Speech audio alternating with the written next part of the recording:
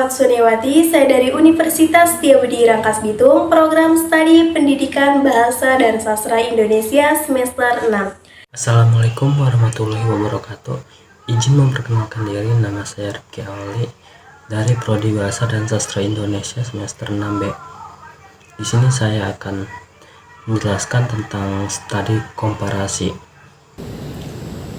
Assalamualaikum warahmatullahi wabarakatuh. Perkenalkan, nama saya Errol Jibril dari kelas 6B, Prodi Pendidikan Bahasa dan Sastra Indonesia. Oke, baik. Studi komparasi atau perbandingan adalah metode penelitian yang melibatkan perbandingan antara dua atau lebih objek, fenomena, atau konsep untuk mengevaluasi perbedaan dan kesamaan. Di antara mereka, studi komparasi juga dikenal sebagai penelitian perbandingan.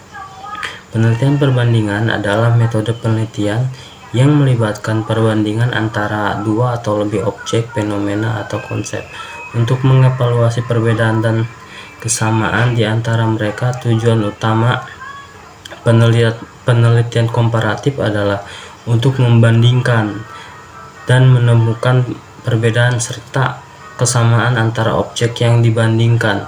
Dalam penelitian ini, penelitian membandingkan variabel-variabel yang ditentukan untuk mengidentifikasi pola atau tren yang mungkin muncul. Menurut Najir, tahun 2005, halaman 58, penelitian komparasi adalah sejenis penelitian deskriptif yang ingin mencari jawaban secara mendasar tentang sebab akibat dengan menganalisis faktor-faktor penyebab terjadinya ataupun munculnya suatu fenomena tertentu. Studi komparasi adalah suatu bentuk penelitian yang membandingkan antara variabel-variabel yang saling berhubungan dengan mengemukakan perbedaan-perbedaan ataupun persamaan-persamaan dalam sebuah kebijakan dan lain-lain. Mungkin hanya itu saja yang bisa saya sampaikan. Di sini saya akan menjelaskan tentang langkah-langkah dalam melakukan penelitian komparatif. Berikut adalah langkah-langkah yang diperlukan dalam melakukan penelitian komparatif. Yang pertama, identifikasi tujuan penelitian. Tentukan tujuan penelitian secara jelas dan spesifik. Apa yang ingin Anda bandingkan dan apa pertanyaan penelitian yang ingin Anda jawab melalui penelitian komparatif ini. Yang kedua, menentukan variabel. Identifikasi variabel yang akan dibandingkan.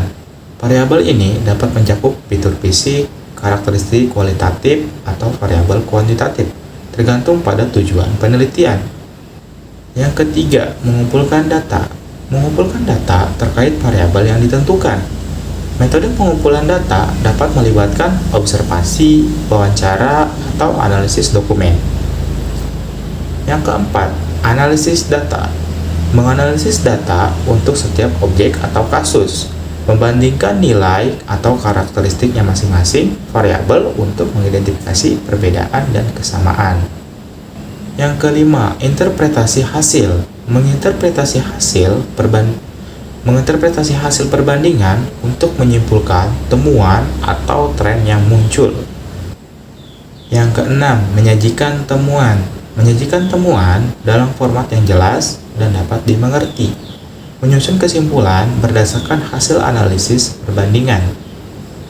Di sini saya akan membahas mengenai macam-macam penelitian komparasi. Macam-macam penelitian komparasi memiliki dua. Yang pertama, penelitian non-hipotesis ritasis. Dalam penelitian non-hipotesis, penelitian mengadakan komparasi fenomena dengan standarnya. Oleh karena itu, sebelum memulai penelitian kancah harus ditetapkan dahulu standarnya. Tentu saja, penentuan standar harus dilakukan berdasarkan landasan yang kuat, misalnya hukum, peraturan, hasil lokakarya, dan sebagainya. Selanjutnya, standar ini dijadikan sejauh mana fenomena mencapai standar. Yang kedua, penelitian berhipotesis. Ditinjau dari analisis data, perbedaan antara penelitian non-hipotesis dengan penelitian berhipotesis terletak pada belum dan telah dirumuskannya kesimpulan sementara oleh peneliti. Dalam penelitian non-hipotesis, penelitian belum mempunyai ancer-ancer jawaban. Penelitian mulai dengan melakukan penelitiannya.